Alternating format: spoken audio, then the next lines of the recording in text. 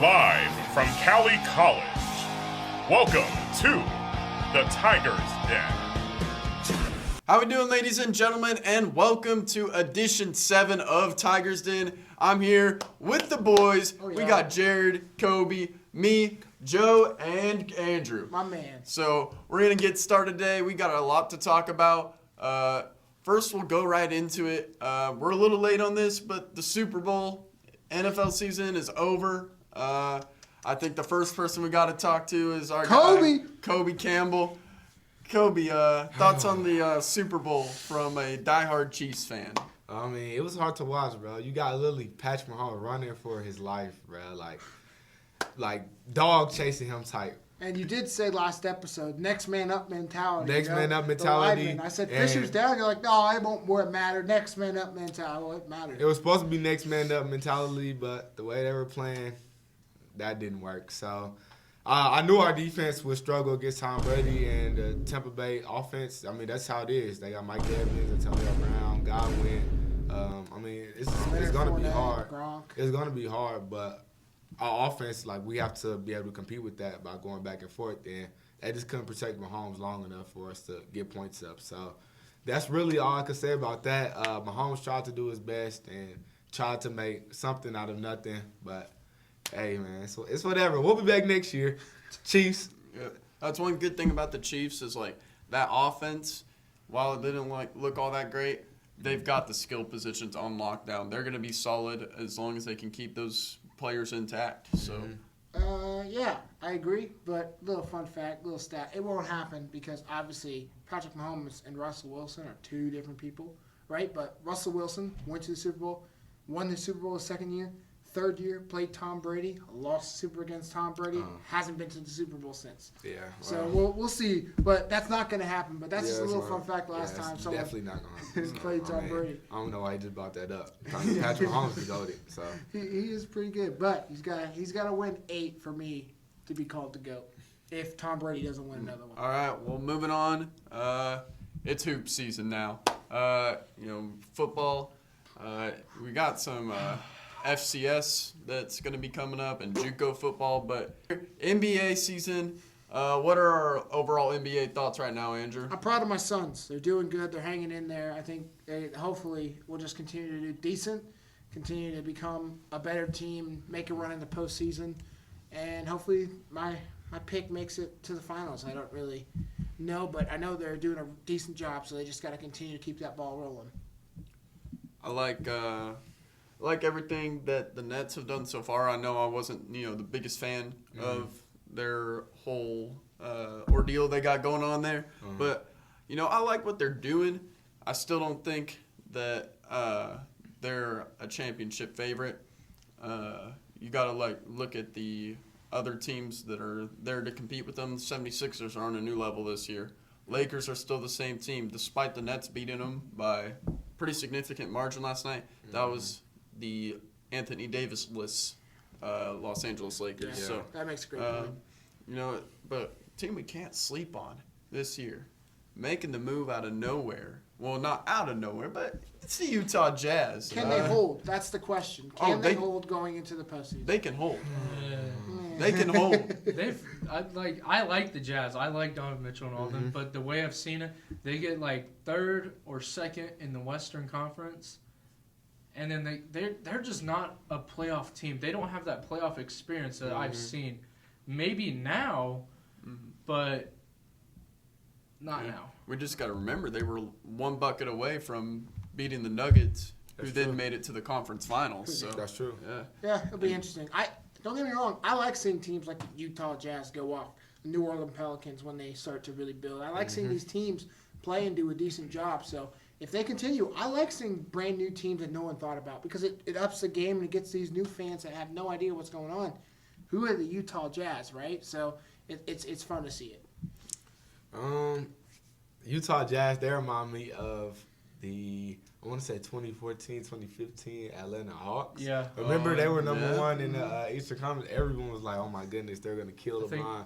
In the playoffs, they're going to do this, they're going to do that. Then LeBron came in and just swept them. Like that was nothing. So that's kind of a team they kind of remind me of right now. Just They're doing good in the regular season, but I feel like when it comes playoff time, that's when you'll see them have those struggles. A team I'm very afraid of in the West because, as everyone knows, I'm a Lakers fan. Mm-hmm. I'm very afraid of the Trailblazers right now. Damian Lillard is scary. Damian Lillard is someone I don't want to see in crunch time. And that's who, somebody who doesn't have I live don't want to sports? see. It has everything.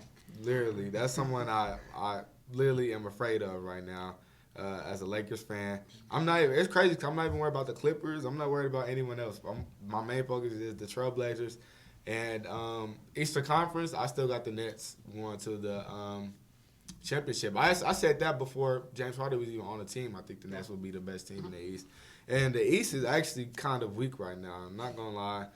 You got 19-12. The Bucks are ranked third, and they're 16-13. And they just got destroyed by Toronto. Yeah, and they're on a 5-game losing streak. So the Bucks have been struggling.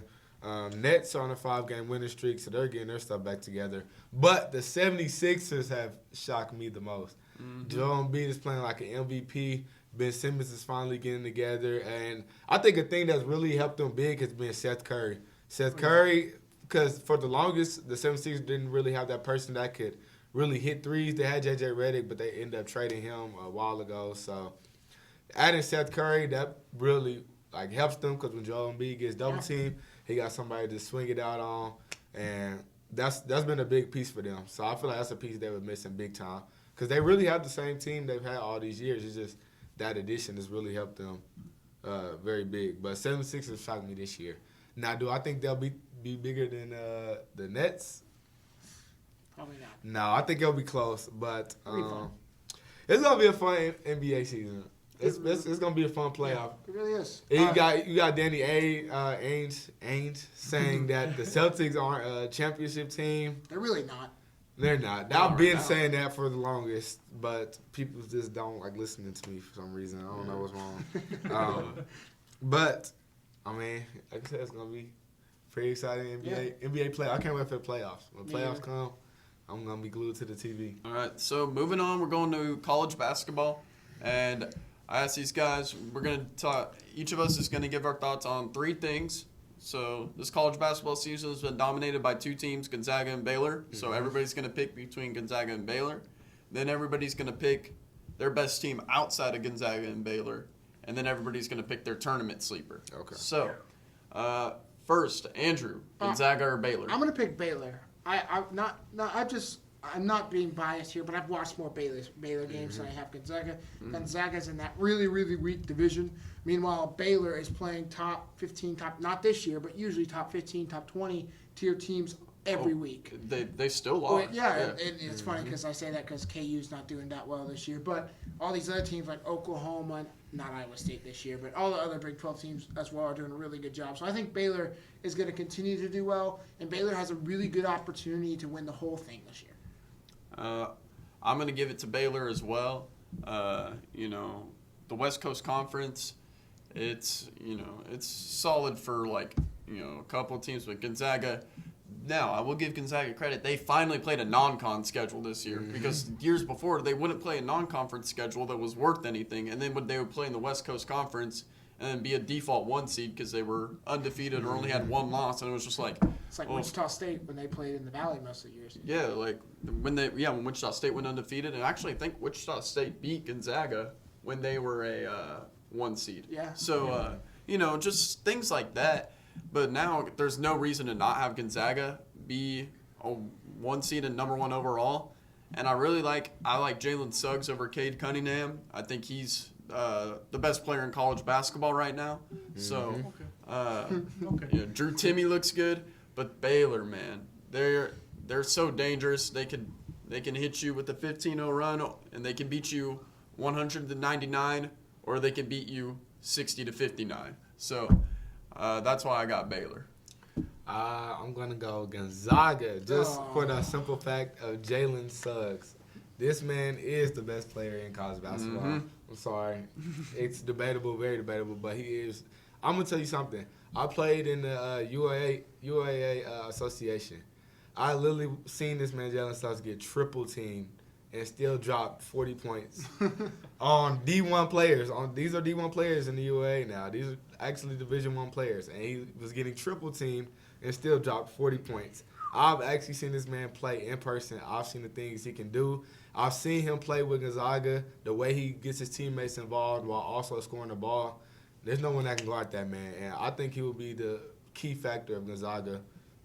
And this is his first year focusing solely on basketball. He was Mr. Football in Minnesota for football and, well, of course he was Mr. Football. You can't be Mr. Football for basketball, but y'all know what I'm saying. He was Mr. Football and Mr. Basketball in the state of Minnesota. I don't think anybody's ever done that in any state. Yeah. And, him and he's got a teammate coming up. I think he's going to commit to Gonzaga, Chet Holmgren, Minnehaha High School.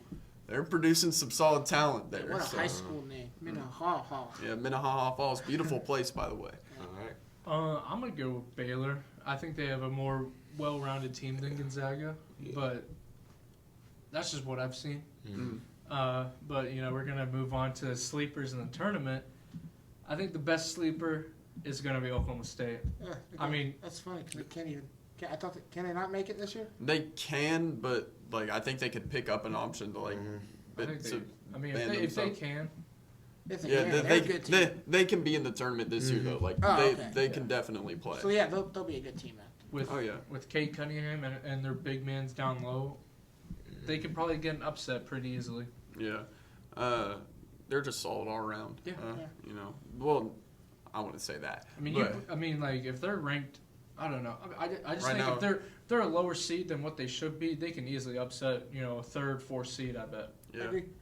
What do you think, Kobe? Who's your sleeper? My sleeper is actually Texas. I think Texas is a really well-rounded basketball team, and I think Texas will do great. I actually had Texas as my best team outside of Baylor and Gonzaga because in this year with COVID, we've seen what it's done to the programs that rely on their young guns. With the one and dones, Kentucky, terrible this year. Yeah. Duke, Horrible. bubble right now. North Carolina, not good right now. Not good. So KU, It's atrocious this It's year. going to be a weird year not seeing those. Oh, they'll make it, but it'd be like I don't they'll know. be one and done. He's just gonna act like he didn't say that. But anyway, but I think Texas, they've got they returned 98% of their minutes from the year before, and Shaka Smart, he's been questionable ever since he's been in the Big 12, but we saw what he did with VCU. He got into the Final Four. I think he's the type of coach that makes his teams for March. And, if you want to win championships, that's what you got to do. You also got to look out. Michigan looks solid. Yeah. And I know that they've got new coaching, but under Boeheim, every year Michigan was just a March team. They could have a terrible regular season, but if you saw them in March, you were like, oh, you don't want to see them, and then they'd go on a solid run. So I'll never forget when Michigan played in Wichita a few years ago. Just watching that game was so. I can't remember who they played. But Houston. They came Jordan back and- Poole. Yeah, they Jordan came back. Poole. I was at that game. I was sitting right behind I think it was either Houston or Michigan's band. That was crazy. That game was crazy. And it was pretty cool when it came to Wichita because you got to see the environment, but I never got tickets inside. But I could just, I knew the atmosphere when that shot happened. That was probably, I don't know. I really enjoyed going to that thing. Yeah. Who Who wouldn't, man? Yeah, because our seats were right behind a band. I forgot what team it was, but they were unranked or they were really low seated. Could have been Loyola. Wasn't Loyola? I don't think they were there, but it wasn't them because it was the losing team, and they lost by 2 points. Oh, Houston, they beat. It was They beat the night before. It was Who'd Houston. They beat It was the night Houston. before? They won by 2. Mhm. I remember this. That band went dead silent after, and everyone was cheering, and I felt me and my friend felt so bad for that team. That dude on Houston with the man bun, he was cold and he made a game I winner. forgot what his name was. Yeah, but man, that team, that Houston team was so solid, and Jordan Poole just knocked them right out. But yeah, Michigan always is going to be solid. This is pretty homer based, but I haven't watched too much college basketball this year, and obviously the AAC isn't that strong this year. But if the Shockers play like they did against Houston last night when we're filming this last night, they have a serious chance. Coach Isaac Brown, I don't even know why Wichita State hasn't actually officially hired this guy and stopped calling him the interim head coach. If you're looking, you're stupid. Because you saw what that team did. They bought in with Coach Isaac Brown. They're playing a heck of a basketball game right now.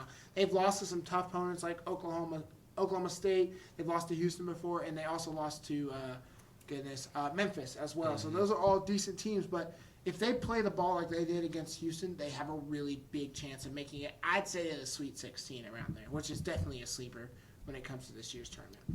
My sleeper for this year, and I know y'all ain't gonna like this, but Rock Chalk. That's no sleeper. Yeah. That's not a sleeper. No. But here's the thing. Pretty sleeper to me. No, Lenardi has them as a 5 seed right now.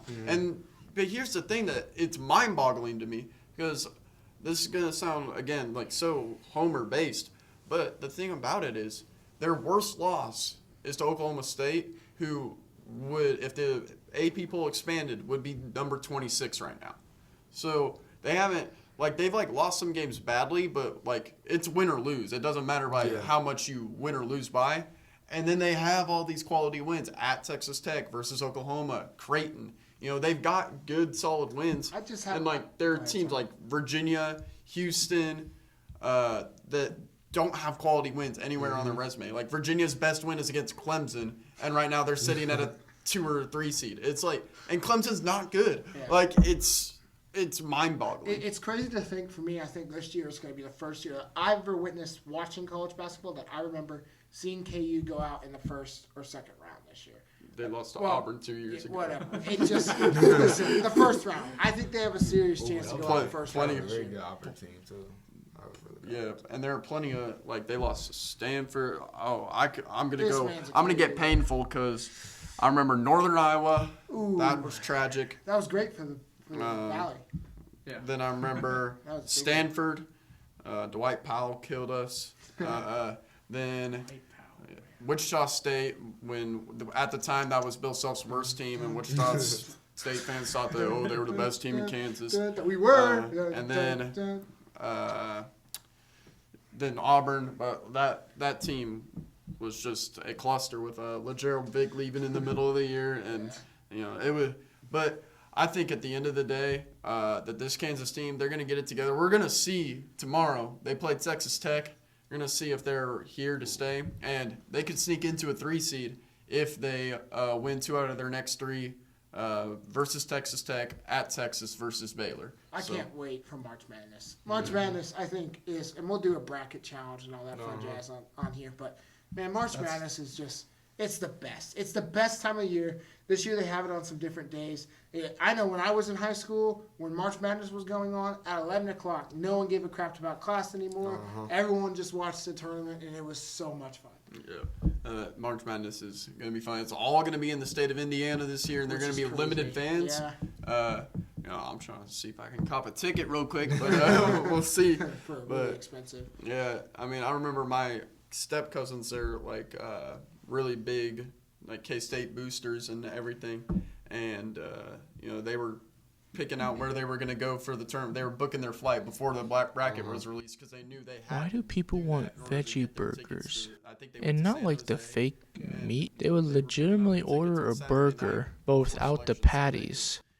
Just get a salad at that point. You got to get your tickets, so and they got them. But March Madness, there's no sporting event like it. I will say it's a terrible way to determine a national champion, but